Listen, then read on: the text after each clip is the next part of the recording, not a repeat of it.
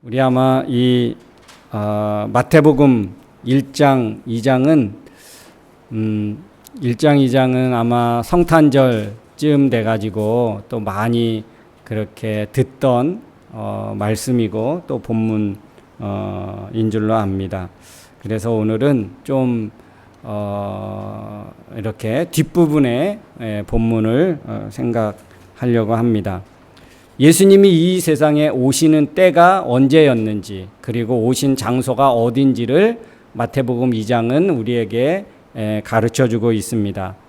헤롯 왕 통치 때에 유대 베들레헴에서 예수님이 오셨다라고 기록하고 있습니다. 이거는 하나의 역사적인 사실이지요. 이 헤롯은 로마 황제에 의해서 BC 47년에 유대 총독으로 임명을 받고 BC 40년에 이 분봉왕으로 유대 베들레헴과 유대 이스라엘의 남쪽 지역의 통치자로 그렇게 임명을 받습니다. 그래서 이 예수님이 오시는 때 BC 4년까지 통치하게 되었는데 한 40여 년 동안 이 이스라엘 특별히 남부지방을 중심으로 해서 통치한 그런 왕입니다. 얼마나 그 악한 왕이었는지 역사가에 의하면 그렇게 했다 그래요. 내가 유언을 남기기를 내가 죽으면 우리 유대 이쪽 지역에서 가장 존경받는 사람을 죽여라 그래요. 내가 죽는 날 그 사람을 함께 죽여라. 왜 그러냐면 백성들이 내가 죽은 것 때문에 그렇게 통곡하고 아쉬워하지 않고 한 사람도 울지 않을 수 있으니까 이 유대 땅에서 가장 존경받는 백성들에게 존경받는 사람을 죽여서 그 사람 때문에도 울 거 아니냐. 그렇게 정말 끔찍한 왕이었다고 그럽니다. 이 사람의 업적 그러면 이제 그 솔로몬 성전이 무너지죠. 그러니까 바벨론 포로 또 여러 그런 전쟁에 의해서 이 예루살렘 성전이 이제 무너지게 되죠. 다시 그 수르 바벨 통해서 다시 재건되고 이렇게 쭉 내려오다가 또 로마에 의해서 또 무너지고, 근데 이 헤롯이 또 다시 이렇게 세우게 되는, 그래서 헤롯 성전을 짓게 되는 그런 업적이 있습니다. 이 헤롯이 다스렸을 때 이 상황을 보면 이 유대 땅은 얼마나 어떤 극심한 탄압이 이루어지고 또 그 악한 왕이 굉장히 판을 치는 그런 세상이 되었죠. 가장 강하고 가장 악하게 이 땅을 다스리는 왕이 있는 그 땅에 가장 약한 모습으로, 어린 아이의 모습으로 예수님이 이 세상에 오셨다는 것입니다. 참 이게 뭔가 좀 극과 극이, 우리가 극과 극을 볼 수 있겠죠. 가장 악한 왕이 다스리는 그때에 가장 약한 모습으로 하나님이 이 세상에 오게 되었다. 오늘 말씀에 보면 어떻습니까? 가장 불행하고 가장 어두운 때에 예수님이 이 땅에 오셨는데, 영적인 시각으로 보면 이제 그렇기 때문에 하나님이 이 땅에 그런 탄압과 억압을 받는 사람들에게 그런 기쁨과 평안을 주기 위해서 오시는 때가 무르익었다. 때가 완전히 찼다. 이제는 더 이상 하나님도 가만히 지켜볼 수밖에 없는 그런 때가 이제 아니다. 하나님이 기필코 오셔야만 한 그런 때가 되었다라는 것을 우리가 볼 수 있겠죠. 그래서 시대를 향한 이 예수 그리스도가 그런 굉장히 각박하고 억압받고 탄압받는 시대에 예수님이 오셨어요. 우리가 이제 이렇게 인생을 살아가면서 아마 이런 생각들을 할 수 있겠죠.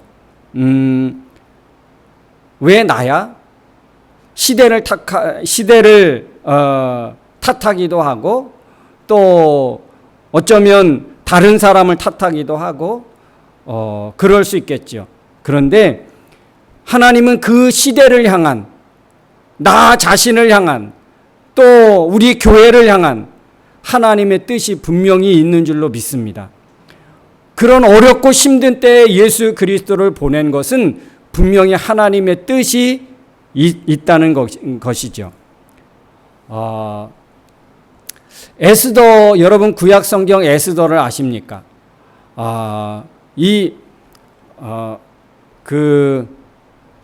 아하수에로 왕을 통해서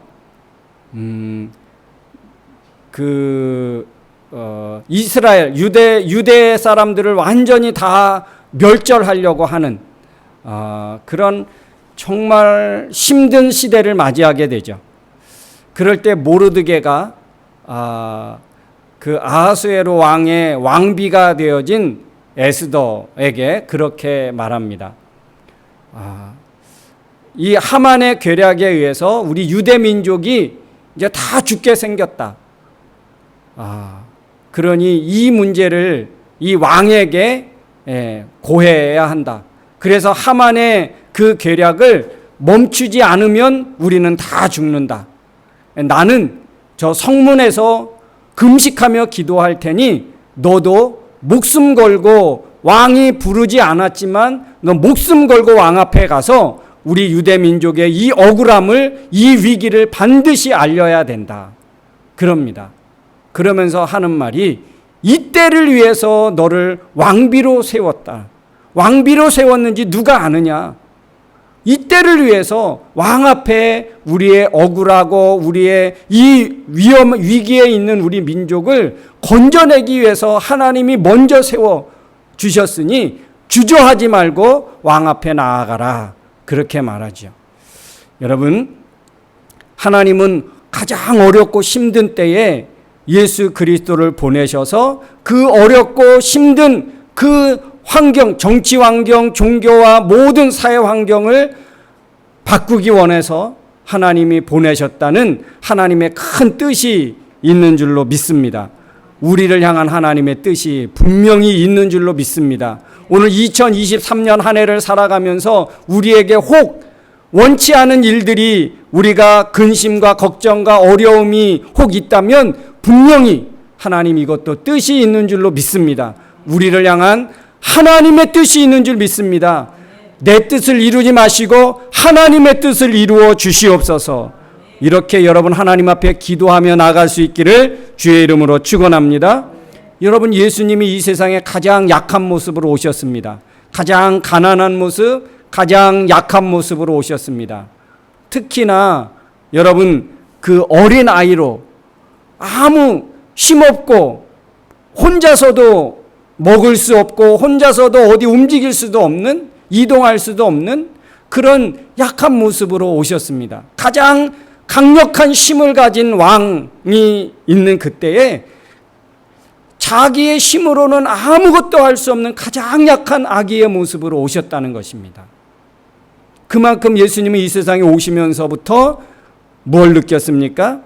위기의식을 느끼게 되었죠. 그래서 오늘 어떻게 합니까? 예수님을 피신시키죠. 애굽으로 피신시킵니다.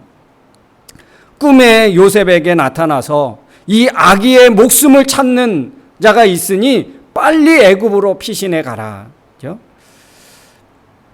애굽으로 누가 보냈습니까? 애굽으로 하나님이 보내셨습니다. 하나님이.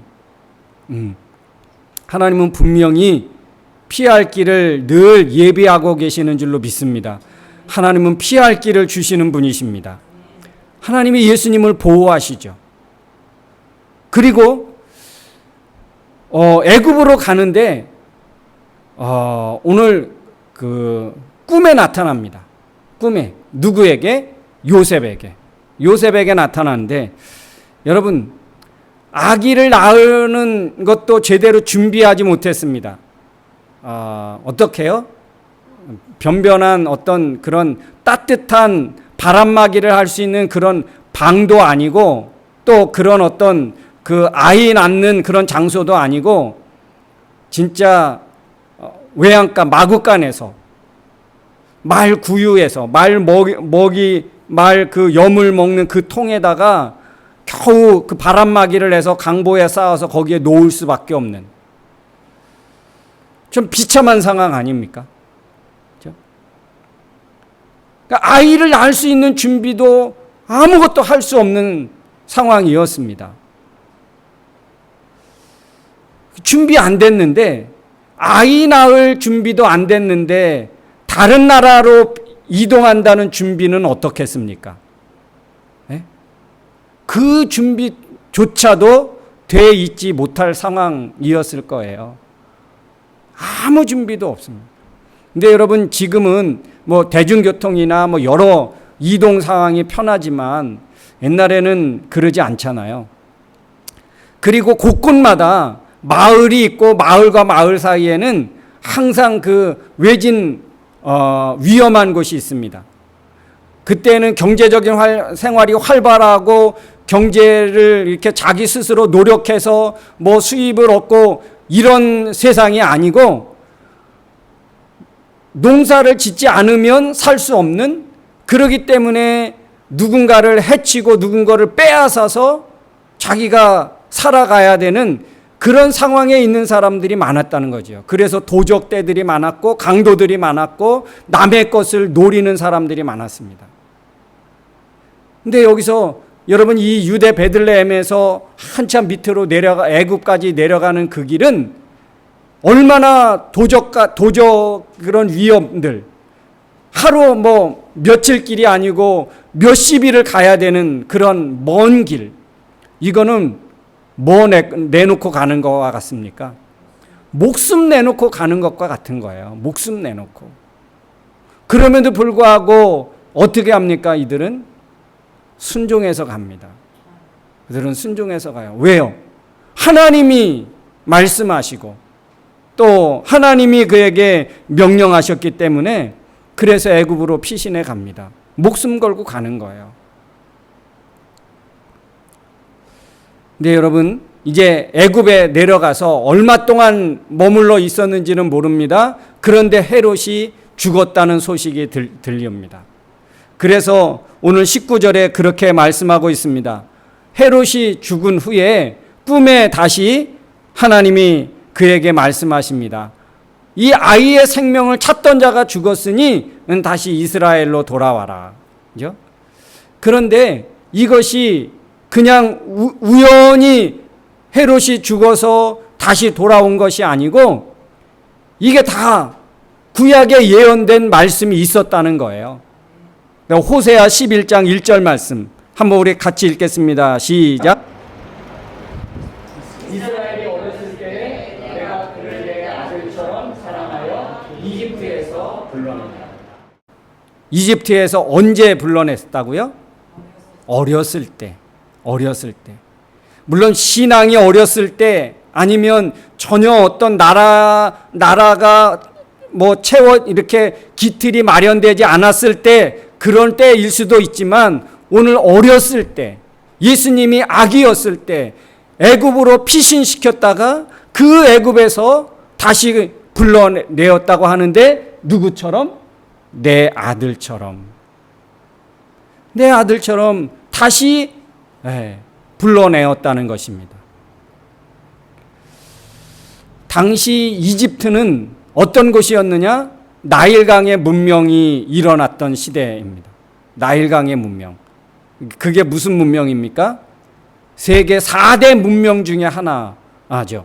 그러니까 아마 굉장히 발달된 그런 어떤, 오늘날로 말하면 선진문화, 당시에 선진문화, 피라밋의 어떤 과학을 가지고 그렇게 뭔가 사회를 이루고 문화를 이룬 그런 지역입니다. 그러니까 오늘날 같으면 그나마 살 만한 그런 어떤 환경이 아마 갖춰져 있을 것이고, 이스라엘 백성들이 애굽에서 탈출할 때 그 애굽의 그 땅이 얼마나 좋았었는지, 그죠? 광야로 나와서 이스라엘 백성들이 어디를 늘 동경합니까? 애굽을 동경해요. 거기는 먹을 것도 많았고, 거기는 얼마나 풍요로웠는지. 왜 그렇게 거기서 잘 사는 우리를 왜 불러내서 광야에서 이렇게 어렵고 먹을 것도 없고 힘들게 했느냐라고 불평하고 원망하잖아요. 그러니까 그 당시에 애굽, 이집트는 사람이 살기에 너무 좋은 그런 어떤 환경이었고 배경이었다는 것입니다. 그런데 가서 예수님이 살았다 그러면 굳이 불러낼 이유가 있었을까? 그냥 거기서 쭉 모세처럼 40년 동안 잘 거기서 자라서 어쩌면 그 모세가 40년 이후에 하나님 앞에 부름을 받듯이 그냥 거기서 잘 안전하게 잘 보호하고 있다가 하나님이 때가 돼서 메시아로 딱 이렇게 사역 공생애를 시작하게 하시지. 왜 거기서 다시 불러내서 오늘 말씀해 보니까 헤롯이 죽었는데 그 가장 악한 왕 아켈레오가 또 그 아버지의 대를 이어서 그렇게 그 지역을 통치하는 그 사람 밑으로 다시 가게 하냐 말입니다. 그래서 요셉이 어떻게 합니까? 그 아들이 아버지에 이어서 그 지역을 다스린다는 것을 알고 거기로 가는 것을 두려워하니까 어떻게 하나님이 다시 북쪽으로 유대 베들레헴에서 북쪽 갈릴리 지역까지는 또 굉장히 멉니다. 그러니까 애굽에서 유대까지도 먼데 유대에서 또 북쪽 갈릴리까지 간다는 것은 또 굉장히 먼 여행입니다. 어렵고 힘든 과정입니다. 그런데 또 나세렛이라는 동네까지 그렇게 가서 거기서 머물면서 살게 하십니다. 여러분, 예수 그리스도는 애굽 같은 세상에 젖어 살고 있는 우리를 다시 부르시는 거죠.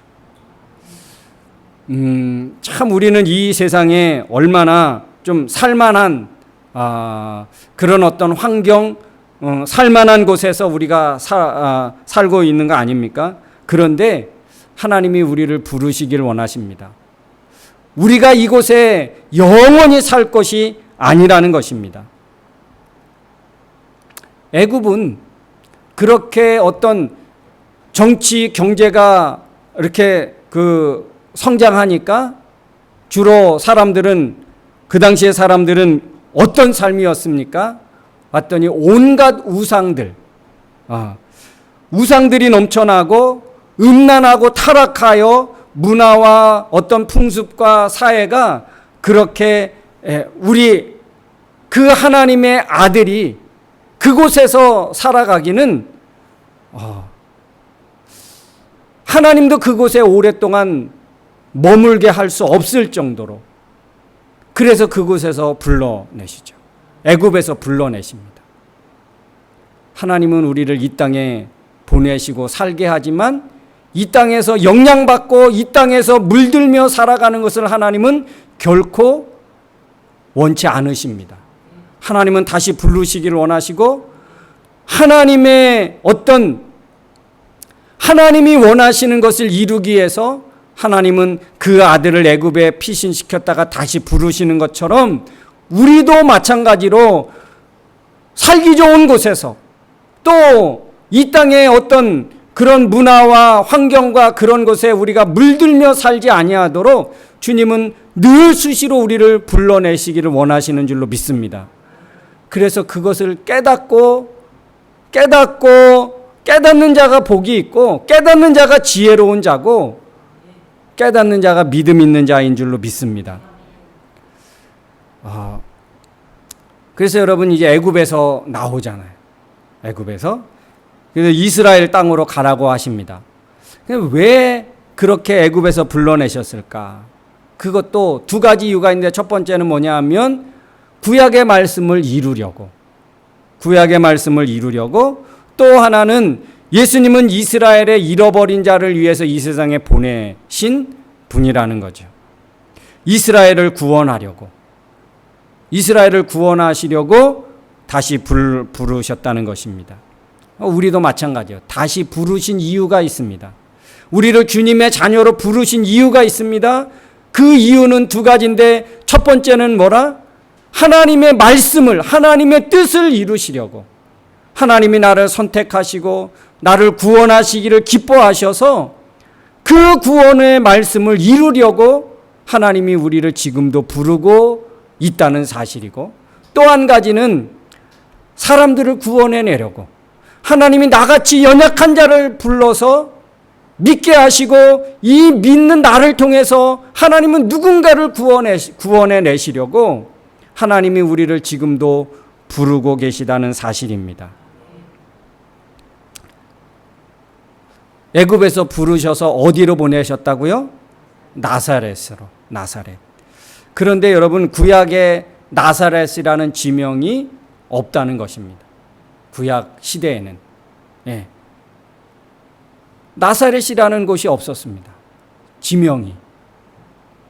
그러면 나사렛에서 나사렛 예수라고 그렇게 부르시게 되는,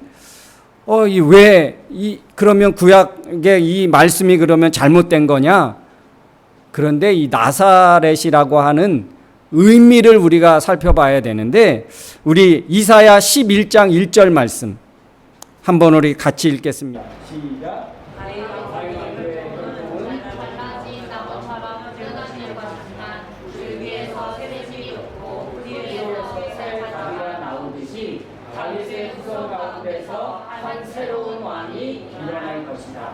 이게 누구를 예언하고 있는 거예요? 예수 그리스도를 예언하고 있는 거예요. 이새의 뿌리, 이새의 후손 중에서 한 왕이 나오는데, 그 왕은 어떤 왕이냐? 줄기에서 새순이 돋고 뿌리에서 한 가지가 나오는 정말 연하고 가장 연약한 그런 상태. 근데 여기에 새 가지라고 하는 이 시브리어가 뭔지하면 넷제르라고 하는 그 시브리 단어가 새 가지, 한 가지, 넷제르. 이 넷제르가 나사렛으로 파생된 것이라고 그래요. 그래서 나사렛이라고 하는 이 의미는 어떤 의미요? 가장 볼품없고 가장 연약하고 막 솟아나는 새 순같이 그런 모습이라는 거예요. 이 나사렛이라고 하는 동네가 바로 그런 동네라는 거예요. 그래서 여러분, 요한복음 1장에 보면 빌립이 나다나엘에게 가서, 야, 내가 메시아를 만났다. 우리가 그렇게 기다렸던 메시아를 만났다. 너 나와 함께 가자. 그러니까 이 나다나엘이 뭐라고 그럽니까? 나사렛에서 무슨 선한 것이 나겠느냐. 그 정도로 모든 사람들에게서는 나사렛은 정말 비천한 곳. 어떤 인물도 나올 수 없는 그런 곳. 꿈에도 상상할 수 없는 그곳에서 무슨 그렇게 선생이 나오고 지도자가 나오고 거기에 무슨 메시아까지 나와? 이거는 도저히 있을 수 없는 곳이야. 그런데 그런 곳에 누가 30년의 그 메시아로 준비되어집니까? 예수 그리스도가 그곳에서 준비되어지고 있었다는 사실입니다. 30년의 생애를 지내면서 메시아로서 준비하시고 신앙과 인격이 잘 그렇게 세워져 가고 있는 공생의 준비 기간을 이 나사렛에서 하셨다는 것입니다. 나사렛은요, 화려한 도시가 아닙니다. 정말 비천한 도시예요. 거기서 위대한 인물이 나올 만한 그런 도시가 아님에도 불구하고 예수님은 그곳에서 그렇게 공생애를 준비하시고 메시아로 드디어 인류의 왕으로 등장하십니다. 근데 여러분, 그렇게 하신 이유가 무엇일까요? 그렇게 하신 이유가 나사렛 같은 그런 환경과 그런 배경과 그런 조건을 가진 사람들, 바로 우리 모든 인류를 말합니다. 모든 인류가 나사렛 같은 그러한 죄로 말미암아 어떤 희망도 꿈도 꿀 수 없는, 가질 수 없는 그런 모든 세상의 사람들이라는 것입니다. 그런 사람들 속에서 누가? 바로 예수 그리스도가 세워지게 됐다는 것입니다. 그래서 여러분, 이사야 11장은 굉장히 의미심장한 그런 장인데요. 거기 여러분 성경 있는 분들 한번 찾아보시면 좋겠습니다. 이사야 11장 6절부터 8절 말씀에 보면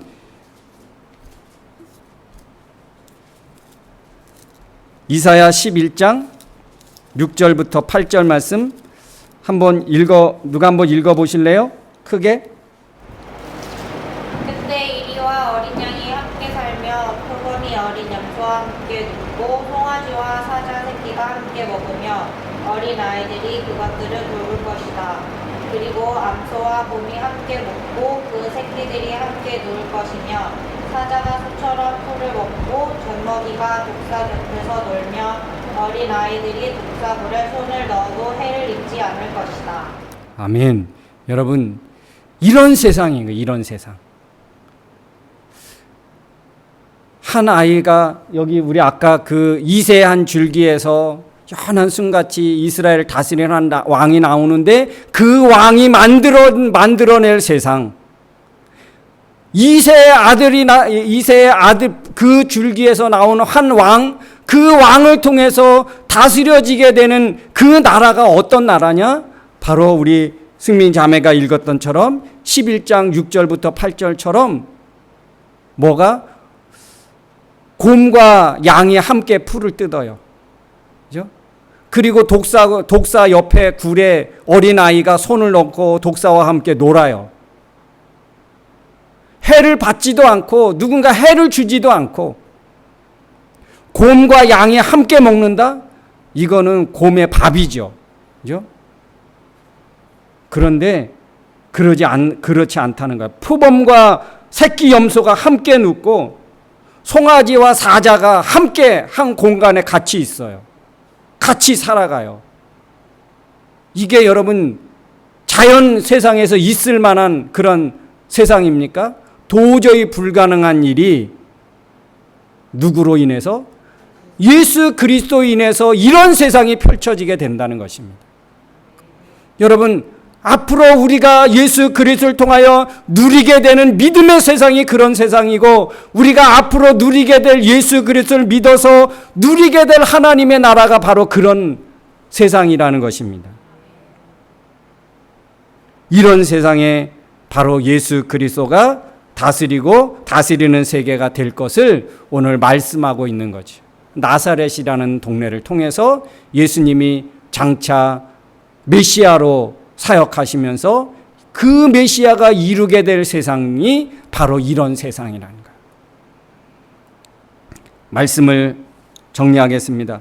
가장 불행하고 어두운 때에 애굽으로 피하지 않으면 목숨까지 위험할 정도의 그런 세상에 오셨지만, 애굽은요 겉으로는 화려하지만 그는 속은 병들고 부패하고, 그런 세상 애굽에서 다시 불러내지 않으면 안 되는 그런 곳, 우리가 사는 이 세상이 바로 그런 곳이고 우리가 바로 그런 존재라는 거예요. 예수님을 통하여 우리가 다시 불러냄을 당하지 않으면, 부름받지 않으면 우리 인생은 소망이 없고 희망이 없는 그런 사람이라는 것입니다. 볼품없고 가장 낮고 천한 곳에 소망 없는 자들을 살만 나는 세상으로 그렇게 하기 위해서 예수 그리스도를 나사렛에서 준비하게 하시고, 그 나사렛 같은 세상에 사는 우리를 하나님이 그렇게 하나님 나라가 이루어지는 그런 세상에서 살게 하시겠다라고 예수 그리스도를 통해서 장차 만들어갈 세상, 장차 우리가 그 예수 그리스도를 믿는 사람들이 누리게 될 세상이 바로 이런 세상이라는 것을 오늘 말씀해 주고 있습니다. 우리가 믿음으로 말미암아 누리게 될 세상입니다. 믿음은 부르심에 응답하는 것입니다. 그래서 믿음은 우리가 예수 그리스도를 믿는 그 믿음은 하나님의 부르심에 응답하는 것입니다. 사랑하는 성도 여러분, 하나님은 지금도 우리를 늘 부르시고 계시는 줄로 믿습니다. 그 죄악의 자리에 머물러 있지 말고 빨리 그 자리를 떠나서 내가 만든 평화의 세상, 내가 만든 사랑의 세상으로 와서 함께 살자고 주님은 지금도 늘 부르시고 계시는 줄로 믿습니다. 주님의 부르심에 응답하고 나아가는 우리 모든 주의 백성들 되어지기를 주의 이름으로 축원합니다. 우리 시간 함께 기도하기를 원합니다. 오늘 말씀을 생각하면서 하나님, 이러한 예수 그리스도를 통해서 펼쳐지게 된 그 하나님의 나라를 하나님, 내가 맛보며 살게 하여 주옵소서. 그 나라를 소망 두고 그 나라를 늘 기대하며 살아가는 우리의 삶이 되게 주시옵소서. 우리 다 같이 함께 기도하겠습니다. 좋으신 아버지 하나님, 은혜를 감사드립니다. 죄 많고 물 많은 애국 같은 곳에 살아가고 있는 저희들을 오늘도 예수 그리스도를 십자가의 은혜와 사랑으로 부르시고 또 부르시기를 원하시는 줄 믿습니다. 그 부르심에 응답하고 믿음으로 고백하며 나가는 주의 백성들 되게 하여 주옵소서. 예수 그리스도를 통하여 이루신 하나님의 나라, 예수 그리스도를 통하여 우리에게 장차 이루실 나사렛 같은 그런 천하고 불구하는 것이 정말 아버지 하나님, 우리가 상상할 수 없는 그런 아름답고 복된 곳에서 살게 하신 그 나라, 그 세계가 있음을 아버지 믿습니다. 그 나라에서 살게 하시는 것에서 부르시고 또 부르시기를 기뻐하시는 하나님의 음성을 듣게 하여 주옵소서. 그래서 그 음성에 늘 응답하며 믿음의 삶으로 아버지 하나님 나아갈 수 있는 저희들이 되게 하여 주옵소서. 여전히 죄악된 자리에 머물러 있지 않게 하시고 아버지 하나님, 이 세상에 머물러 있지 않게 하시고 하나님의 은혜의 보좌 앞으로 날마다 향하여 나아갈 수 있는 주의 백성들 되게 하여 주옵소서. 주님 인도해 주옵소서.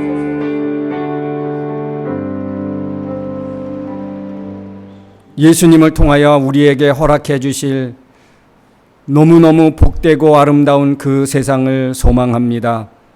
예수님을 통하여 주시기로 약속한 그 나라를 늘 바라보며 살게 하여 주옵소서. 이 세상이 애국 같은 세상이요, 우리가 영원히 머물 곳이 아니라는 것을 깨닫고 지금도 늘 우리를 애국 같은 곳에서 불러내시기를 원하시는 하나님의 음성을 듣게 하여 주시옵소서. 가장 볼품없어 보이는 것 같은 그 나사렛이 우리에게는 상상할 수 없는 하나님의 은혜와 평화를 누리고 맛보게 되는 세상임을 알게 하여 주옵소서. 하나님의 뜻을 위하여 준비된 하나님의 사람들 되게 하여 주시옵소서. 예수님의 이름으로 기도하옵나이다. 아멘. 우리 다 같이 자리에서 일어나서 우리 찬양하겠습니다. 모든 시선을 주님께 돌리고 우리 찬양하겠습니다.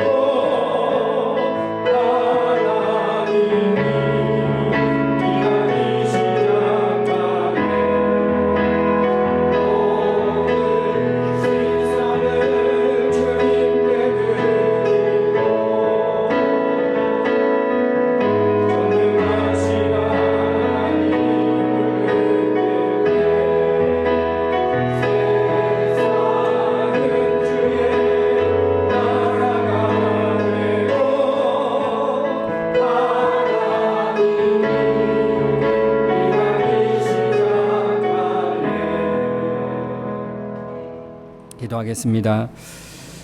이제는 우리 인생의 길이요 진리요 생명이 되신 예수 그리스도의 은혜와 예수님을 통하여 우리가 꿈꾸는 그 이상의 세계를 우리에게 허락하여 영원히 살게 하실 하나님 아버지의 크고 놀라우신 사랑하심과 이 험한 세상 저희도 홀로 두지 아니하시고 지금도 살아서 우리의 삶의 배후에서 역사하시고 위로하시고 상담하여 진리의 길로 이끄시는 성령님의 그 능력이 오늘도 주님의 부르심에 응답하며 주님이 만들어 놓으신 그 세상에서 마음껏 은혜와 평강을 누리며 살기로 마음에 소원하고 다짐하고 결단하고 돌아가는 사랑하는 성도들 머리머리 위에와 저들 가정과 생업과 학업과 나가는 모든 진로 위에 그리고 세계 평화 위에 이대로부터 영원토록 함께 있을지어다. 아멘.